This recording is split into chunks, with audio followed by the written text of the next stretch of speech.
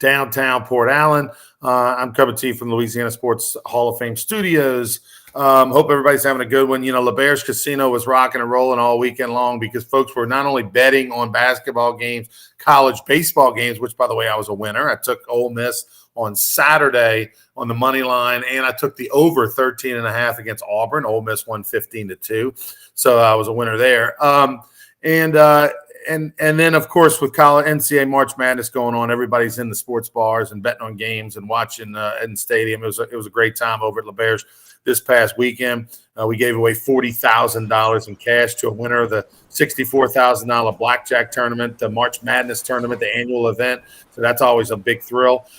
Today we're going to talk about March Madness. Of course, LSU basketball one and done. It's for on the men's side. The women almost were one and done. The bad beat, you know how you got Scott Van Pelt, Tommy's bad beats. So I'm over at LeBear's, and go ahead and mute that for a sec, TK, until I get you in here. So Scott Van Pelt's bad beats, I had one myself. So I'm over there on Saturday at LeBear's Casino, and I look up, and before the game, LSU's a 16-point favorite over Jackson State. At home, we know there's going to be a sold-out crowd or nearly sold-out crowd. It's a SWAC team versus an SEC team. I'm like, LSU's going to roll in this first-round matchup, right? You're looking at all the big seeds, the 1s and 2s. They're all rolling over their opponent. So I take LSU minus 16, okay, for a couple $100. So I look up, and I'm in the middle of it's the third quarter. LSU's up 17 points with the basketball, shooting 2 free throws because of a technical. So it's up 17 in the third quarter, shooting 2 with the ball. They missed both free throws. They missed the shot. Next thing you know, they're down 10. Unbelievable. It's just unbelievable. I'm not meant to gamble on basketball, clearly, or anything for that matter, other than college baseball maybe. But it's just unbelievable. LSU survives. They win by 6. Anyway.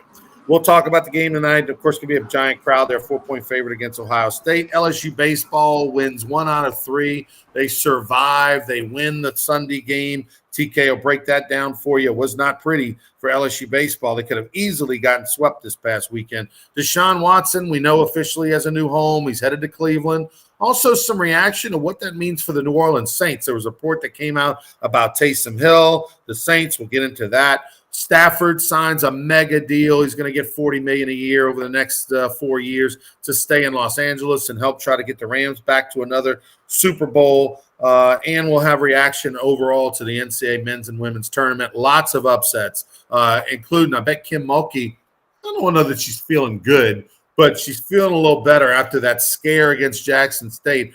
Baylor's women lose last night. They were a number 2 seed. They lose in the round of 32 to South Dakota State. So they do not advance. They were at home. They lost at home, and they're not going to advance. That's a major, major upset. I wonder how she feels about it. We won't ever know the truth on that one. Let's bring in Tommy right now.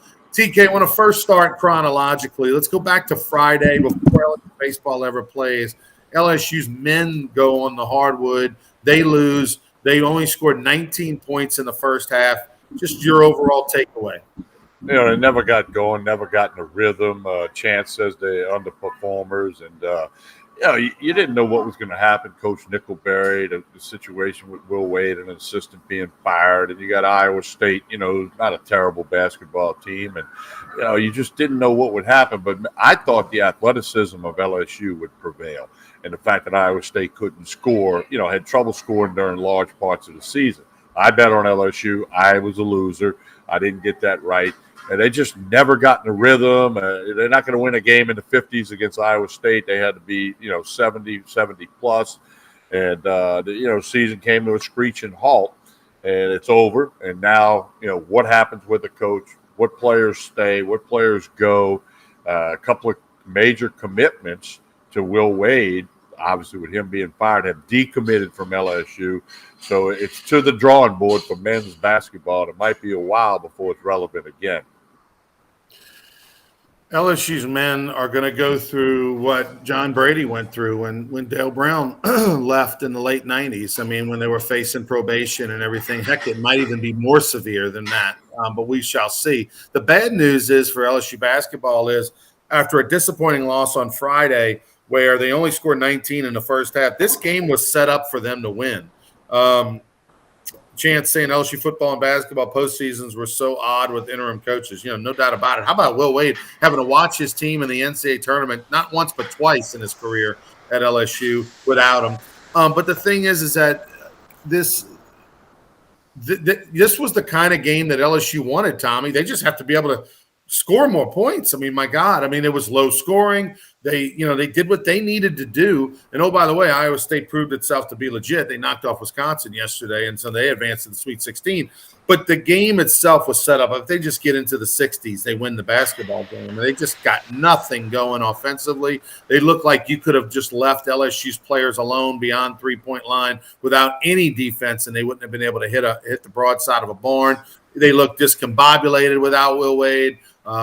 They kind of looked discombobulated all season long. Let's not blame it all on Will Wade not being there, but it just made things even worse. Now you're going to see a mass exodus of players. You probably see somewhat of a mass exodus anyway because of NILs and stuff everywhere, but it's going to be even worse. The good news is, look at Iowa State. A year ago, they did not win a single game in conference play, 0-18, and yet here they are the next year in the Sweet 16. So it can turn around in a hurry. LSU will have to hire a basketball coach without that coach even knowing what the sanctions are going to be against them. That's the bad news about it. Chance saying John Brady didn't have the transfer portal. You can build back fast with right leadership. And right, that was the point I made about Iowa State. Let's move on to LSU's women's basketball for a minute. I told you my bad beat story, Tommy. I know you watched the game, your reaction to the women. Wow, roller coaster, a big crowd on hand. And, Tigers looked to be totally in control, as many people, including you, thought they might be. Then all of a sudden, I guess you got to credit Jackson State. They kept competing, they kept battling. And they go up, and then to the team LSU's credit, they overcame that adversity. They had a bad streak, and Jackson State got hot. They overcame it, found a way to win. It's win and survive. That's what March Madness is all about. And they won and they survived. And now they're a 4-point favorite in a 7 o'clock tip tonight against Ohio State. That game's on ESPN2. So I'm looking forward to seeing what happens there. A lot of tickets have been sold. Ronnie, I got some text messages yesterday from some friends wanting to know they were looking for women's basketball tickets. Ronnie, I don't know if I've ever gotten a text message like that in my 28 years in Baton Rouge. Looking for, even though when they went to the Final Four times in a row, you didn't have the excitement that you have right now. A lot of that's due to Kim Mulkey. A lot of that's due to the fact that this is a darn good basketball team. Look, Kim Mulkey's done a great job, and she's done everything that you thought she would do. I'm not talking about from the basketball side. I'm talking about off the court. The marketing, going around speaking, being very public, being almost pushy, which is what you got to be. To take a program where literally no one cared, and all of a sudden now you get over 5,000 season ticket holders, and you had nearly 8,000 people at the game on Saturday. You're going to have more than that tonight. I mean, that's just – it's historic. She deserves to be the coach of the year in every single thing that there is. So they take on Ohio State. They're a 4-point favorite. Ohio State survived. It was a tough one against Missouri State. They were down in the first half. Missouri State just played horrible the last 5 minutes of the first half. Ohio State was able to come back on a big run, take the lead. Ohio State was down double digits in that game, came back, took the lead at halftime, and then held on down the stretch to beat Missouri State. Southwest Missouri State. So that'll be a great matchup. Big Ten versus SEC tonight in the PMAC, 7 o'clock, which is the time LSU wanted, and there will be probably 10,000 plus fans at that game. LSU baseball, Friday, Saturday, they lose to Texas A&M. Sunday, they pull out a rabbit out of the hat. They were down 4 runs. They come back, win it, and win 7-6. They get out hit. They had multiple errors, two or more errors in every single game this weekend. It was ugly for LSU baseball this weekend, Tommy. They keep playing like that, it's going to be a long year. Well, 1-2 is only one game better than 0-3 in the box score in the standings. but that was a big win to win the last game like they did, coming from behind again. But Ronnie, really some serious question marks about the pitching staff, the number of walks that they issued. I mean, LSU at the plate with 15 strikeouts on Saturday. I mean, there's some things going on here. I mean, I think this is a good baseball team, but they haven't figured out, how to play as a team yet. And there's no intensity. There's no enthusiasm. There's no, you need a Blair Barbier to wake them all up kind of thing going on, because Texas A&M, now we'll see how they do the rest of the way, but they came in, they lost 2 out of 3 to Penn at home. I mean, they came in not expected to be world beaters, and, they threw the ball, they hit the ball, they ran the bases, they did what they had to do, and, they almost got the sweep. But they did not. LSU does get that last game, but there's a lot of stuff to work on. A&M yesterday had 17 hits and lost the game. They had 17 hits and 1 fewer errors than LSU did. They walked 4 pitchers. LSU walked 6 pitchers. Mikhail Hilliard, LSU starter, went 4 innings, gave up 10 hits. All that said, LSU somehow won that game. That's unbelievable. So LSU won a game it shouldn't have. That was a giant one to get because, as you mentioned, you get swept right there. Whew, I mean, that's not what you want to do to start. They survive and advance and give themselves an opportunity to feel better today. But this pitching staff, Tommy, there is not one pitcher, not one, that LSU can put on the mound to start an SEC game that they know what they're getting out of, that they can hang their hat on. Like, I'm going to put this guy out there, and 4 out of 5 times, I know what I'm going to get. It was bizarre to me that they pitched Blake Money on Saturday. Now, good news, Blake Money pitched on Saturday, and he threw 77 pitches, so that's great. That means there's no long-term ill effects, and all that. But he didn't look good, and he looked like a guy who probably hadn't thrown all week and looked like a guy who – was probably mentally screwed, thinking about the week earlier. He took himself out of a game and pinned his arm against his side and walked off the field. And so that was a desperate move that I don't necessarily know that I agree with, to pitch Blake Money in that situation. Again, I'd never seen a guy throw a pitch, pin his arm against his side, and then all of a sudden a week later be okay to pitch. The good news is I finally saw somebody healthy in that situation, but he wasn't okay to pitch. There's a difference between healthy and mentally and everything else okay to pitch. He did not look like Blake Money, like anything like what we had seen earlier in the year. The good news is hopefully he got it out of his way and he can come back next week and give him a good one. Ty Floyd did not see any kind of a secondary pitch that came anything good, close to competitive. I know he had a good changeup in the fall. That's not here anymore. And then Mikhail Hilliard, was just up in the zone, and you can't be up in the zone with that breaking ball and 85, 87-mile-an-hour fastball in the SEC. He just got pounded. TK, they are going to be a rough team for the next 2-3 weeks until they figure out a 7-person pitching staff and how to use them and who goes where. Right now, it's just it's bad. Well, and it's something you didn't think you'd see when you got the conference play, because you had the fall and you had 14, 15 games in pre-conference. But Ronnie, a couple things. In my opinion, sometimes you got to let a guy pitch through something so that when he gets in a problem the next time, he can pitch his way out of it. I mean, there's a very quick hook. Like yesterday, I watch every pitch Mikhail Hilliard threw. Ronnie, he's not even close. One ball's high and away, the next one's down and in. He had no command or whatever, couldn't find his release point. And here's a problem that I didn't know about till I was told last night.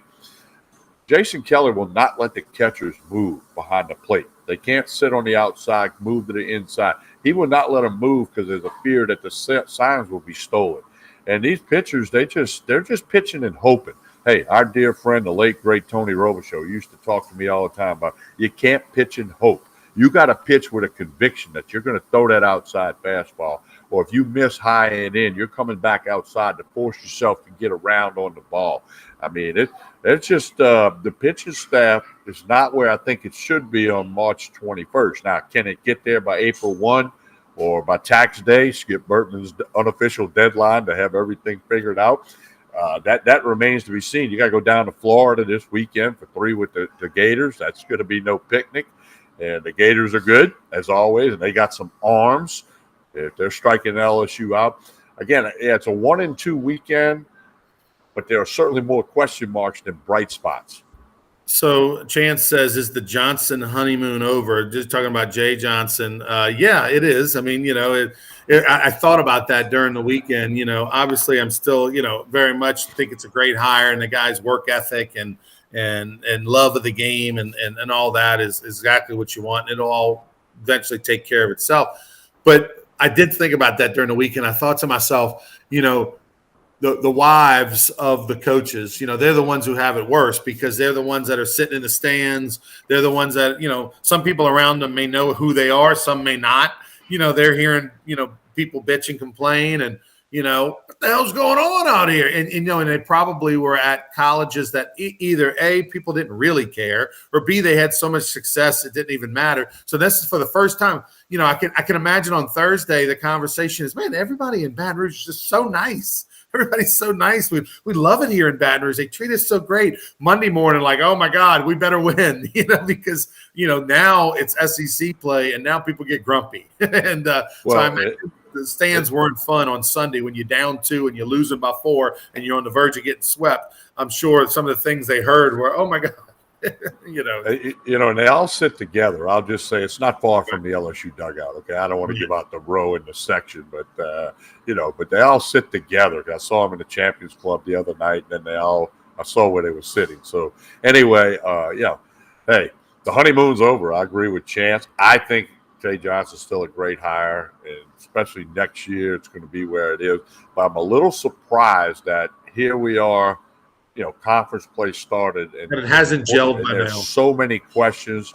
They haven't gelled. Somebody needs to grab them by the neck. They need a Blair Barbier speech. I mean, Blair was with us on Hold the Rope Radio last night, and they could use a little Blair like Blair did when they were playing Stanford and hadn't got a base runner for 6 innings, and he shook them all up in Omaha years back. They need something like that. They need somebody to just take over and play with some intensity and some enthusiasm, like you expect to win.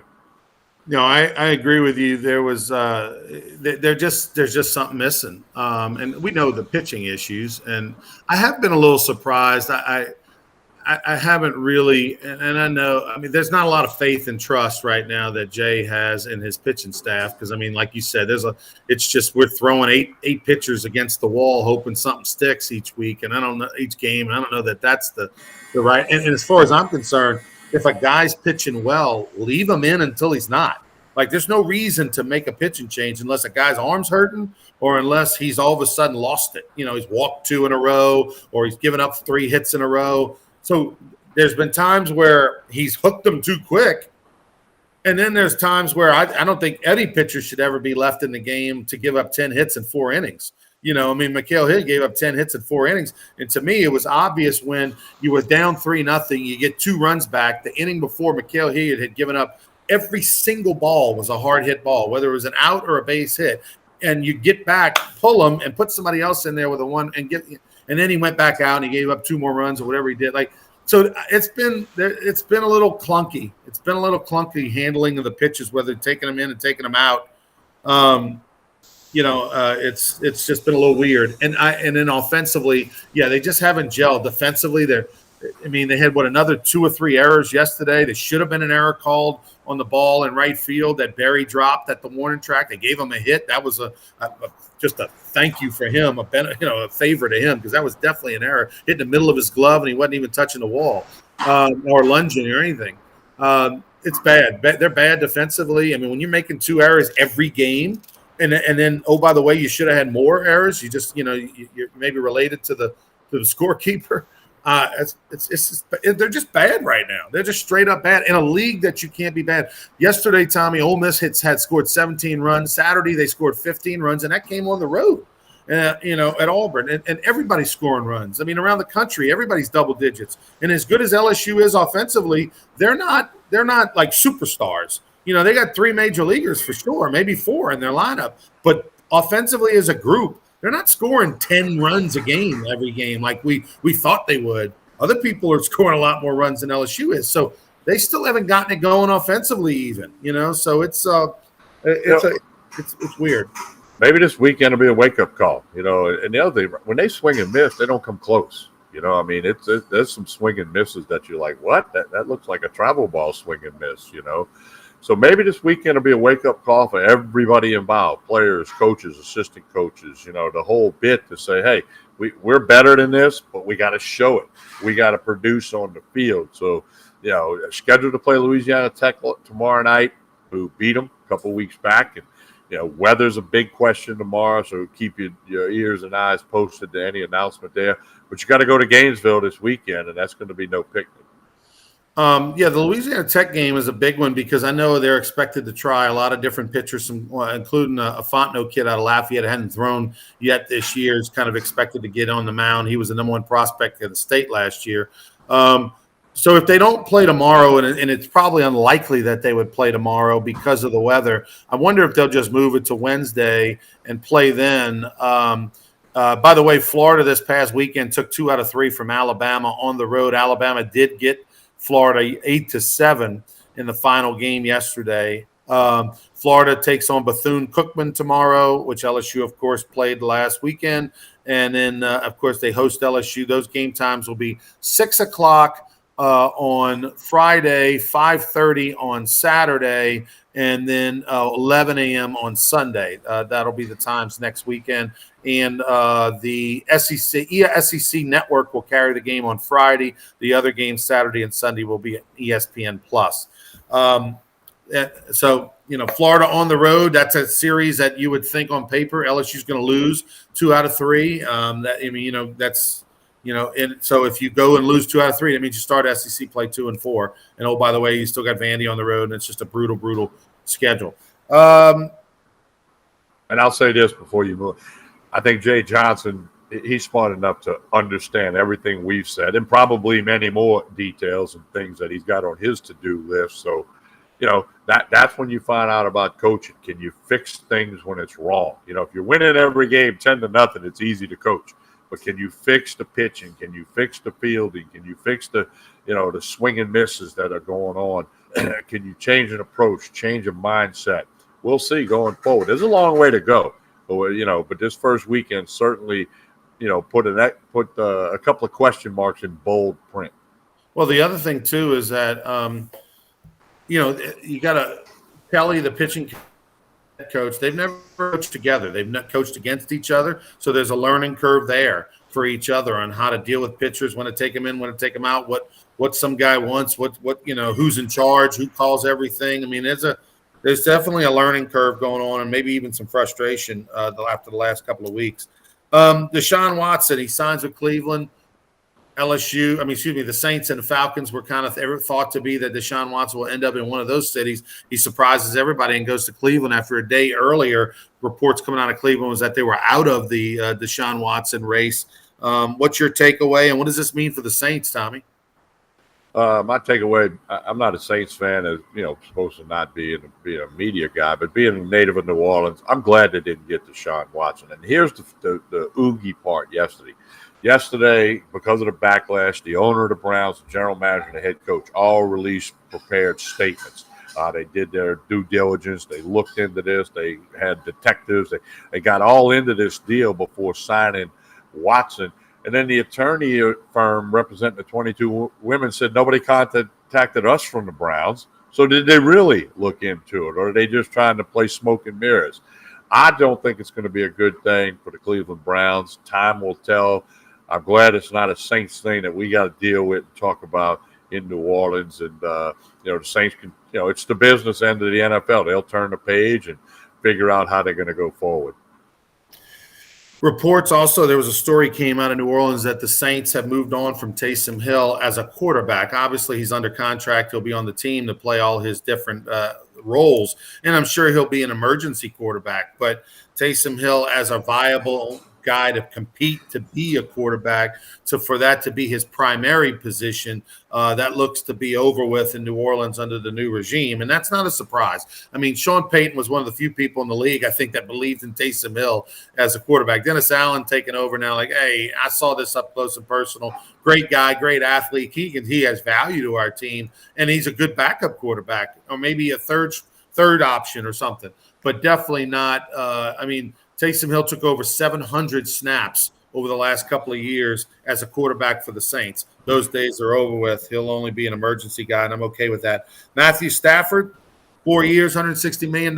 Hey, you win a Super Bowl, that happens. It's amazing. People knew for years and years and years that he was a great quarterback in Detroit, just in a terrible organization. First year in LA, they win a Super Bowl, and they rewarded him with that. They locked him up for the next 4 years. NCAA tournament, men and women, Tommy, a lot of upsets. I'm sure ruining a lot of brackets. I mean, this has been fun. Iowa State proved they're legit. They moved on. How about Coach K? Duke is still alive. They knock off Michigan State. The battle of two legends, Izzo and Krzyzewski. Duke wins. They go to the Sweet 16. You look around Miami. Miami was a big winner yesterday. You got Michigan still out there. There are, I think, six or seven double-digit seeds that are in the Sweet 16. Let me pull that up. That's incredible. And hey, St. Peter's is still playing. Of course, they got everybody's attention when they beat Kentucky, and now they've won again. That coach has made a lot of money this past long weekend. So, no, it's March Madness, or March Extra Madness, as we called it, going forward in Sweet 16 now. Don't forget, the Final Four is right down the road in New Orleans. So people getting excited. Yeah, Michigan taking on Villanova. Michigan is an 11 seed taking on Villanova, a 2 seed. That'll be Thursday night. On Friday, St. Peter's takes on Purdue. Purdue is a team I really liked. I had them going to the Final Four. My daughter has them winning it all in her bracket at her work. St. Peter's takes on Purdue. That's a Cinderella story. Iowa State taking on Miami. So that's an 11 versus 10. So that's, let's see, that's 1, 2, 3, and 4. 4 seeds of 11 or higher that are still alive for the Sweet 16. So that's a quarter of the field. That's pretty awesome. And it would be amazing to see St. Peter's, a 15 seed, if they could make it all the way to the Elite Eight. That would be probably historic. Huh, Tommy? I don't know that a 15 seed's ever done that. I don't think they have, but we'll double check that. But no, there's a lot of great stories, as there always is for March Madness, and I think we're going to get more great stories. The officiating, unfortunately, has been a big focus. Threw that kid from Carolina out of the game. That shouldn't have happened. That technical on the Illinois guy for hanging on the rim, that was a joke. And there was a non-call at the end of the Arizona TCU game that everybody says should have been a call. I mean, it's unfortunate that has to surface as a topic, but it is part of it. I mean, baseball has umpires, basketball has referees, and these guys are not perfect. They're very, very good at what they do, but they're not perfect. And, Ronnie, a good point was made this morning. Now that gambling has exploded in the USA, there's even more focus on the officiating because, every game that gets played, they've got people on both sides. Some people are going to have LSU tonight, some are going to have Ohio State going forward. There's always going to be somebody that's not going to like the call, but with the 22 cameras and the Ultra HD 4K, I mean, and these guys got to make decisions that split decision in a blink of an eye. And then we all had the convenience looking at the replay, but that's why the replay's there to fix things, and too often they're not fixing them, and that's what really frustrates fans and the people who are betting on the games. They're at the LeBaire Sportsbook, and they're like, wait a minute, you're supposed to call that foul. Now I lose. Or, somebody's happy because they won. That shouldn't be part of it, but unfortunately it is. So Chance said that COVID and transfer portal, even in the playing field with lots of experience. I'll say that that's true, that there's a lot more experience as older players, but they're not playing together. Look at Iowa State. They're in the Sweet 16, and those guys didn't even know their teammates were going to be till August. And so, so much – we put so much emphasis in, those teams that have, that have guys that are, juniors and seniors, and they've been together for a few years. Well, forget been together thing. The been together thing's done. Nobody's going to have been together at any school.